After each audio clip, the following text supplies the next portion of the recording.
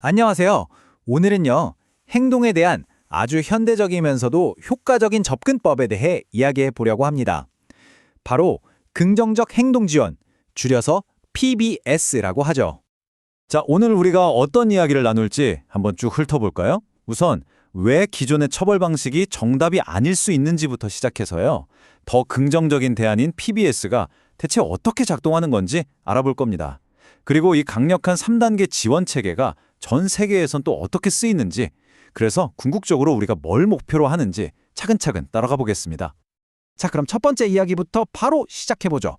우리 종종 아이들의 문제 행동을 마주했을 때 어떻게 해야 할지 참 막막할 때가 많잖아요. 과연 우리가 늘 해오던 방식이 최선일까요? 한번 같이 생각해 봤으면 합니다. 이 질문 한번 곰곰이 생각해 보실까요? 보통 아이가 문제 행동을 보이면 우리는 일단 멈춰! 하고 벌이라는 빨간불부터 켜는 경우가 많죠. 근데요, 이런 반응이 그 순간에는 효과가 있을지 몰라도 장기적으로 보면 아이의 마음이나 또 우리와의 관계에 오히려 상처를 남길 수도 있거든요. 와, 이 표를 보시면 그 차이가 정말 한눈에 들어오죠?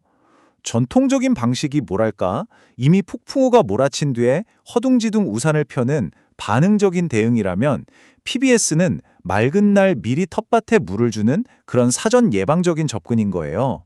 바로 이 생각의 전환에서 PBS가 시작됩니다. 좋습니다. 그렇다면 그 더 나은 길이라는 게 구체적으로 뭘까요? 이게 그냥 나온 이야기가 아니고요. 수십 년의 연구가 탄탄하게 뒷받침하고 있는 긍정적 행동 지원의 세계로 지금부터 함께 들어가 보시죠. 자, 긍정적 행동 지원, 그러니까 PBS는요, 그냥 이럴 땐 이렇게 하세요 하는 식의 단편적인 기술이 아니에요. 이건 훨씬 더 큰 그림을 보는 건데요. 행동의 진짜 원인을 분석하고 주변 환경을 개선하고 또 새로운 기술을 가르쳐서 근본적인 변화를 만들어내는 아주 포괄적인 교육 모델이라고 할 수 있습니다. 이 흐름을 한번 보세요. PBS가 처음에는 1980년대 미국에서 특정 장애를 가진 고등학생들을 위해 시작됐어요. 그런데 이게 효과가 너무 좋으니까 90년대를 거치면서 일반 교육 현장이나 더 어린 아이들에게까지 쫙 퍼져나간 거죠. 그리고 지금은요, 미국 교육법에서도 권장할 만큼 아주 중요한 접근법이 됐고 전 세계 학교나 가정에서도 점점 더 많이 사용되고 있는 추세입니다. 알겠습니다. 그럼 이 PBS라는 게 도대체 어떤 원리로 작동하는 걸까요? 그 핵심 로직을 한번 제대로 파헤쳐 보겠습니다. 핵심 원리는 바로 이겁니다. 모든 행동에는 목적이 있다. 이게 정말 중요한데요. PBS는 행동 그 자체만 보고 판단하는 게 아니라 마치 돋보기로 들여다보듯이 그 뒤에 숨어있는 왜에 집중하는 거예요. 예를 들어 아이가 갑자기 소리를 지른다. 이게 그냥 나쁜 행동이 아니라 어쩌면 저 좀 봐주세요 하는 관심의 표현일 수도 있고, 아, 이 상황이 너무 싫어요 하고 피하고 싶다는 신호일 수도 있다는 거죠. 자, 그래서 이 과정이 아주 간단하면서도 굉장히 강력한 3단계로 이루어지는데요. 첫째, 행동의 기능, 그러니까 그 행동을 하는 진짜 이유를 찾아내는 겁니다. 둘째, 문제 행동이 애초에 나올 필요가 없는 환경을 미리 만들어주는 거죠. 그리고 가장 중요한 세 번째, 문제 행동이 나타나기 전에 같은 목적을 이룰 수 있는 더 좋은 긍정적인 기술을 가르쳐주는 겁니다. 바로 이 문장이 PBS 철학의 핵심을 아주 잘 보여주는 것 같아요. 문제 행동을 억지로 없애려고만 하는 게 아니라 그 행동이 더 이상 필요 없게끔 더 나은 방법을 알려줘서 자연스럽게 사라지게 만드는 거죠. 자, 그럼 이런 접근법이 실제 현장에서는 어떻게 체계적으로 적용될까요? 이걸 아주 쉽게 이해할 수 있는 모델이 있는데 바로 피라미드 모델입니다. 이걸로 한번 살펴보시죠. 자, 피라미드의 가장 아래, 가장 넓은 부분부터 시작해 볼게요. 바로 1단계입니다. 이 1단계는 보편적 지원이라고 불리는데요. 말 그대로 모두를 위한 지원입니다. 이건 뭐랄까, 건물의 기초공사 같은 거예요. 어른과 아이가 긍정적인 관계를 맺고 예측 가능하고 안정적인 환경을 만들어주는 거죠. 그리고 명확한 규칙을 모두에게 알려주고 기본적인 사회적 기술을 가르치는 것. 이렇게 탄탄한 기반을 다져놓으면 대부분의 문제 행동은 애초에 발생하지 않게 예방할 수 있다는 겁니다. 근데 이렇게 튼튼한 기초를 다져도 조금 더 도움이 필요한 친구들이 있겠죠. 그럴 때 필요한 게 바로 피라미드의 중간층, 2단계입니다. 이게 바로 목표 지향적 지원인데요.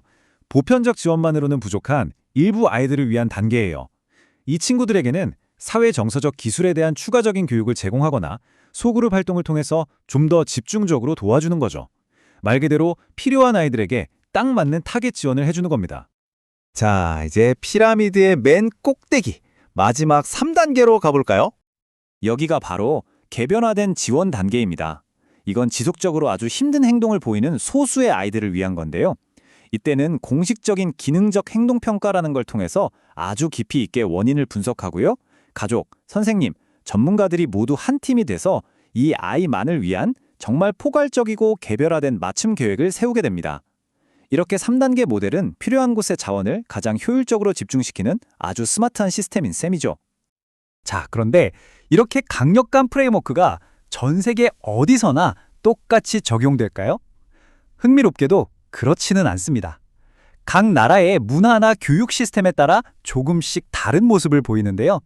그 차이를 미국과 한국의 사례를 비교하면서 한번 살펴보겠습니다. 이 표를 보시면 그 차이가 아주 명확하게 보이죠. 미국 같은 경우는 학교의 모든 학생을 대상으로 하는 보편적인 시스템으로 접근하는 반면에 한국은 지금까지 주로 특수교육이 필요한 학생들에게 초점을 맞춘 좀 더 목표 지향적인 접근으로 시작했어요. 그런데 정말 중요한 건 이 표의 마지막 줄에 있는 추세입니다. 최근 한국에서도 이런 좋은 접근법을 점점 더 넓은 범위로 확대하려는 아주 긍정적인 변화의 움직임이 있다는 거죠. 자, 그럼 이 모든 노력의 궁극적인 목표는 과연 뭘까요? 단순히 어떤 행동 하나를 바꾸는 것, 그 이상을 바라보고 있습니다. 마지막으로 가장 중요한 핵심을 함께 짚어보겠습니다. PBS의 진짜 목표는요, 단순히 문제 행동 하나를 없애는 게 아니에요. 이 차트를 보세요. 문제 행동을 줄이는 것, 물론 중요하죠. 하지만 그건 전체의 4분의 1에 불과해요.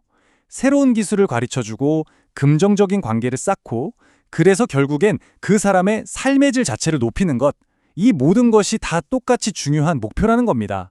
정말 긍정적인 파급 효과를 만들어내는 거죠. 네, 바로 이겁니다. 진짜 목표는 단순히 행동을 바꾸는 게 아니라 그 아이는 물론이고 그 아이의 가족, 그리고 선생님들까지 관련된 모두의 전반적인 삶의 질을 향상시키는 거예요. 성공적인 PBS는요, 아이가 그냥 말을 잘 듣게 되는 걸 넘어서서 더 행복하고 더 즐겁게 생활에 참여하고 삶의 모든 영역에서 활짝 피어날 수 있게 돕는다는 걸 의미합니다. 자, 오늘 이야기의 마지막으로 이 질문을 여러분께 던져드리고 싶습니다. 오늘 우리가 아이들의 행동에 보이는 반응이 과연 어떤 미래를 만들고 있을까요? 우리가 보여주는 사전 예방적이고 지원적인 이 작은 태도 하나하나가 어쩌면 우리 모두를 위한 더 나은 내일을 여는 아주 중요한 열쇠가 될 수 있지 않을까요? 한 번쯤 깊이 생각해 보시면 좋겠습니다.